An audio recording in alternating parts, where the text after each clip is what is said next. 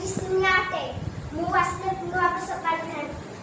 ଫେବୃଆରୀ ମାସ, ମୁଁ ଜାନୁଆରୀ ପରେ ଆସେ। ମୁଁ ମୋର ଚାରି ବର୍ଷ 1 ଦିନ ଆୟସା ପଢ଼େ। ମୁଁ 28 ଦିନିଆ। ମୁଁ ହେଉଛି ମାସ। ମୁଁ ଆସିଲେ ମୁଁ ହେଉଛି 31 ଦିନିଆ। ମୁଁ ଆସିଲେ ହୋଲି ପର୍ବ ପାଳନ ହୁଏ।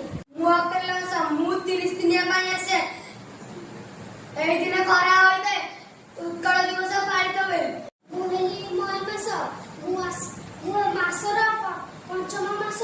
ମୁଁ ଆସିଲେ ବହୁତ ଖରା ହୁଏ। ମୁଁ ଆସିଲେ ସ୍କୁଲ ଖରା ଛୁଟି ହୁଏ। ମୁଁ ହେଲି ଜୁନ ମାସ। ଏହି ଦିନ ରଜ ପର୍ବ ପଡ଼ିଥାଏ। ପିଲାମାନେ ଦୋଳି ଖେଳନ୍ତି। ଆଉ ଘରେ ଘରେ ପୋଡ଼ ପିଠା ହୋଇଥାଏ। ଆଉ ପିଲାମାନେ ଦୋଳି ଖେଳି ମନ ମୌଜରେ ନାଚିଥାନ୍ତି। ଜୁଲାଇ ମାସ, ମୁଁ 31 ଦିନିଆ ଅଟେ। ମୁଁ ଆସିଲେ ବର୍ଷା ଦିନ ଆରମ୍ଭ ହୁଏ। ରଥ ଟାଣା ହୁଏ।